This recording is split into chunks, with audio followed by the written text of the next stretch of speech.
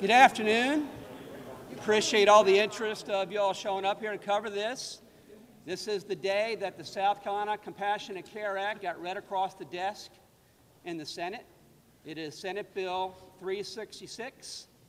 I have been assured by the Medical Affairs Committee Chairman, Danny Verdin, that it is going to get a subcommittee hearing with the intention that it get a full committee hearing, with the full intention that it get to the House and the Senate floor, both bodies, this year, so that representatives in the House and senators in the Senate can cast a vote on this up or down, one way or the other. I do think this is the year that we're going to see this particular bill get over the finish line.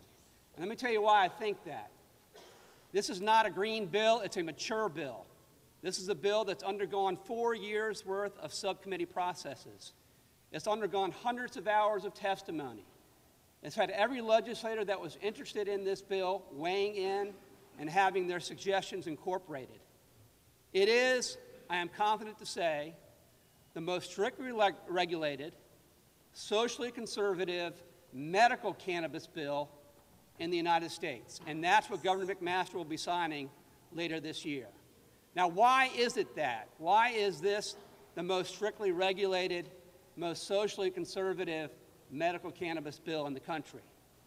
Well, quite simply, it's because that's what South Carolinians want.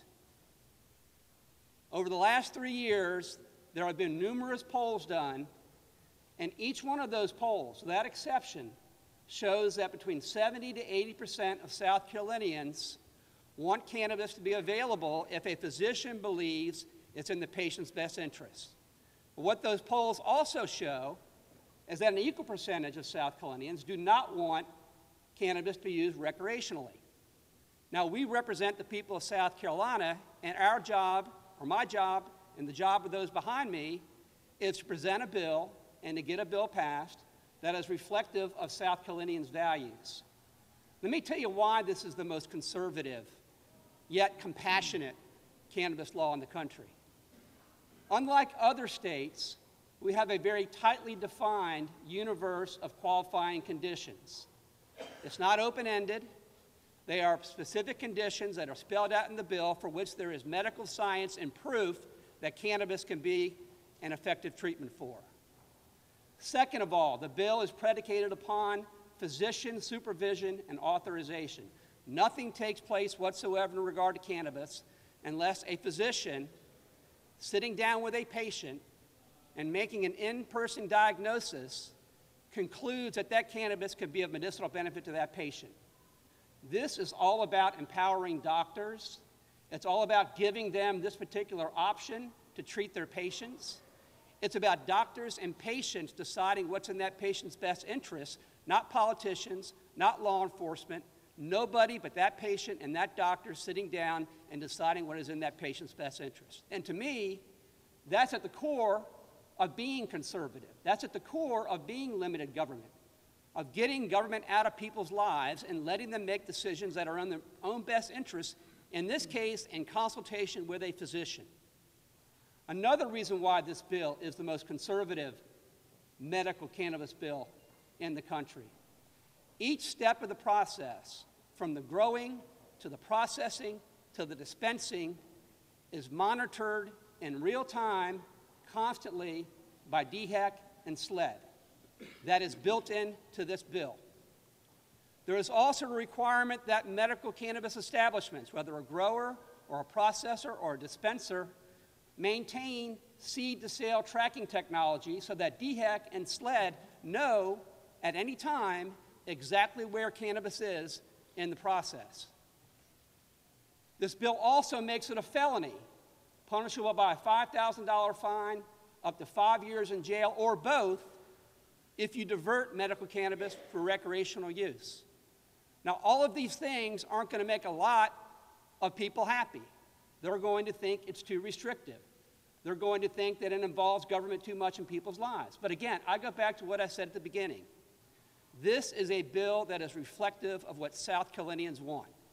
And over again, South Carolinians have said that if a patient, in consultation with a physician, if they both decide and the physician says that cannabis can treat this specific condition, there is no reason whatsoever that the state of South Carolina ought to interfere with that relationship.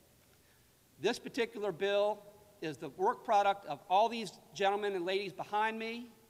It got support from leaders in the Democratic and Republican parties. It cuts across geographic, sex, age, all sorts of lines. This is a compassionate care bill. It's about providing relief to those who desperately need it. And before I conclude my remarks and introduce you to my colleague, Peter McCoy, who is going to be the primary sponsor of this bill in the House, I want to share with you the most compelling reason why we need to pass this law. It's because of the families' lives it's going to change. It's because of the patients' lives it's going to change. Now, I'm going to read out loud to you the only conditions for which medical cannabis can be authorized for use by a physician. And so when you hear somebody saying no, that they don't want this, imagine them saying no to somebody who has one of these conditions, because that's what they'd be doing. It's not a very long list.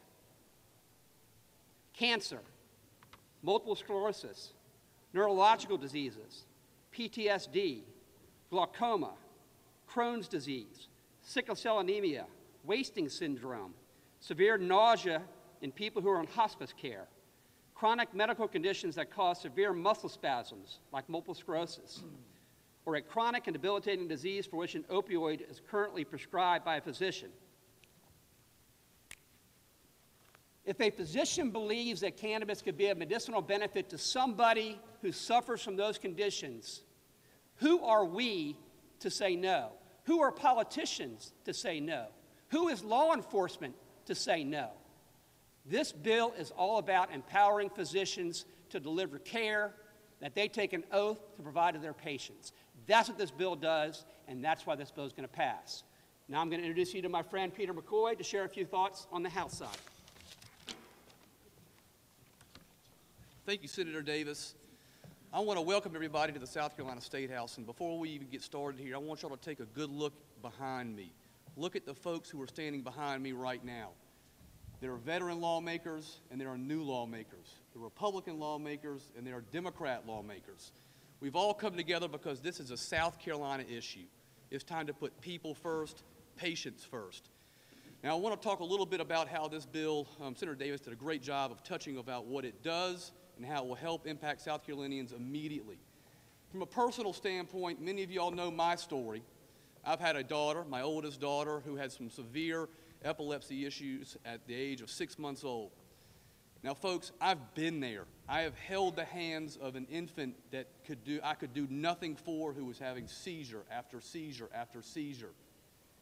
Who are we, as Senator Tom Davis just told us, who are we to stand in front of helping people in need? This is a bill about helping others.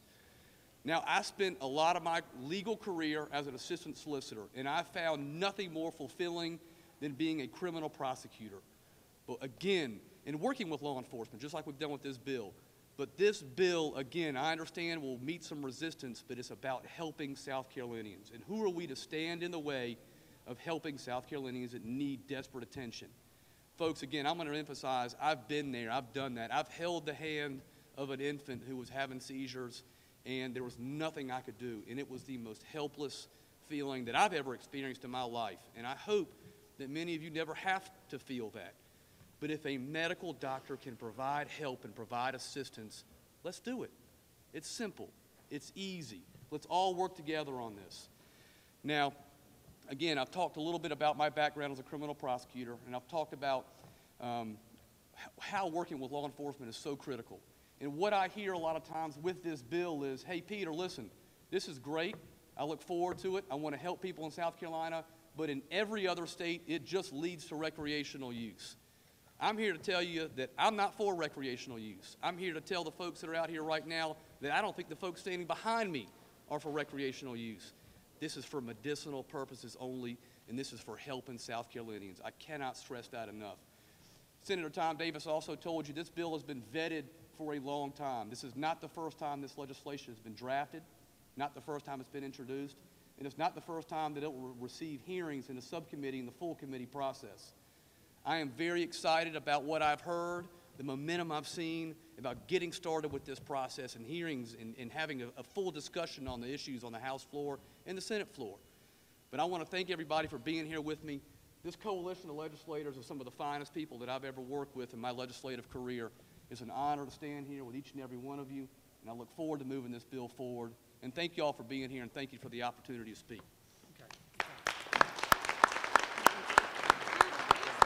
Any questions? Any particular questions about the bill? For those of you in the media, I have some bullet points behind here that I'll pass out afterwards that'll summarize the highlights of the bill, but I'd be happy to answer any questions you might have at this time. It includes chronic pain if it is associated with conditions that cause severe muscle spasms, including multiple sclerosis. And again, the last paragraph, a chronic or debilitating disease for which an opioid is currently or could be prescribed by a physician based on generally accepted standards of care. Let me tell you why that's important. For the last 20 years or so, the conditions that could be successfully mitigated with cannabis have been treated with opioids. Opioids have been distributed, and we don't have to talk about, everybody knows about the epidemic we're facing right now. But talking about the opioid crisis is empty unless you have a solution. And if you've got something like cannabis that can address the things for which opioids are prescribed now by physicians, why would you not do that? Why would you force somebody, a veteran with PTSD, or somebody in chronic pain, why would you force them to take opioids when they could take cannabis to mitigate that pain? Why would you force them to do that if a physician, in consultation with the patient, says, cannabis is the best way for you to deal with your chronic pain? I don't want to prescribe these opioids to you, but I have to because the politicians up in Columbia say, all you can take for this is opioids. You can't take cannabis. That's nonsensical.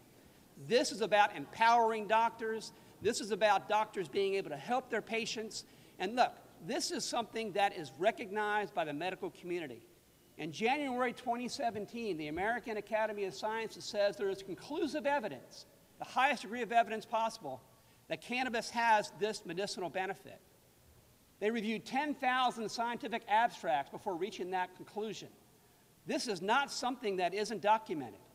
And that's why you've got 33 states that have already fully legalized medical, along with the District of Columbia. That's why between 70 to 80% of South Carolinians want doctors to be able to authorize cannabis use by their patients. It's because these things are true. These things are facts. There's no reason whatsoever for us to stand in the way of what a doctor thinks is in a patient's best interest. Senator Davis, my understanding that smoking is not part of this bill. Can you elaborate on that? What is acceptable and Right. That's correct. And that is an effort by us in good faith to reach out to the law enforcement community. When I met with Chief Keel last year, he and I sat down at length and talked about the bill. And look, I've got nothing but respect for Chief Keel. He just comes at this from a different perspective than I do. He has different life experiences, and I respect that. But I sat down and talked with him and asked him, what are some of the things about this bill that you find most objectionable? How can we make it a bill, not that you'll like or not that you'll support, but that you think is at least better? And that's where we develop things like SLED oversight and the seed-to-sale tracking technology and things of that nature, SLED background checks. Okay, but we also talked about the smoking of cannabis because he pointed out, quite rightly, that the way people consume cannabis recreationally is to smoke it.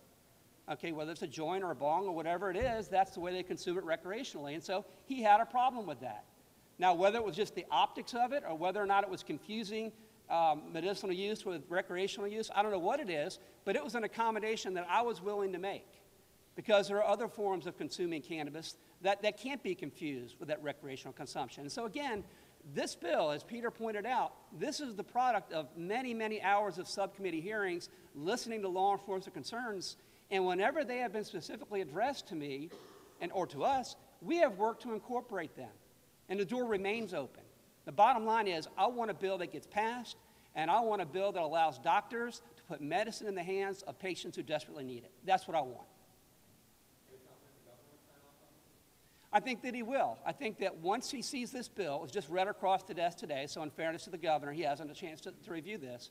But when he sees this bill, and when he sees the safeguards that have been built in, and when he sees the bright line that's been drawn between medical use and recreational use, and when he sees the degree of involvement that physicians have to have in the process, and that a physician has to certify in writing that a debilitating condition could be treated with cannabis. And when he sees all the monitoring and all the supervision and DHEC and SLED's involvement, and when he recognizes that of the 33 states that have medical cannabis laws, that this is going to be the most strictly regulated and socially conservative, yet still putting medicine in the hands of people who need it, I'm saying right now, I think Governor McMaster signs it. The Governor McMaster I know is not going to stand in the way of patients getting the care they need in a system like that.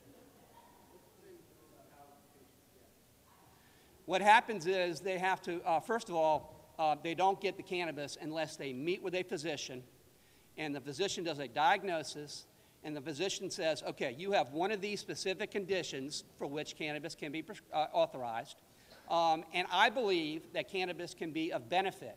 Okay, once a patient has that written certification from the physician, that patient can then submit an application to DHEC along with other information, background information, birth, residence, other personal information, application form, and then DHEC then gives a registry card to a qualifying patient. And at that point in time, the patient could then take the doctor's authorization to a dispensary. Now, it's important to point out that there are different classes of licensing in this bill. You have cultivation centers that are licensed, you have processing centers that are licensed, and dispensaries that are licensed, okay? And they're each monitored, and they each get to become licensed by submitting criteria to DHEC, having SLED background checks, having all sorts of due diligence being done before they get those licenses.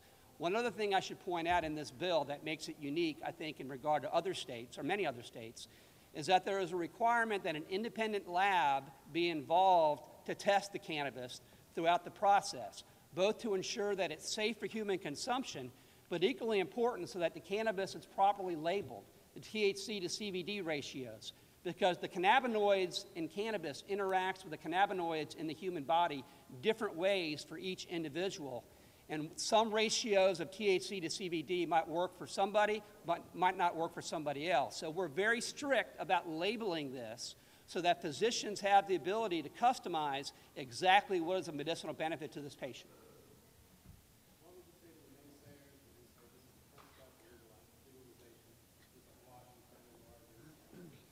I would say that South Carolina is not Washington or Oregon or California. South Carolina is a very socially conservative state. I recognize that. The polls that have been conducted over the last 3 years consistently show that. A state is ultimately going to pass a law that I think is reflective of what their people's values are. I know what South Carolinians' values are. They want a medical cannabis program. They want patients to have relief that doctors say will benefit them, but they don't want recreational. And at the end of the day, that's the answer. It's because South Carolinians are not Californians or Coloradans. They're South Carolinians.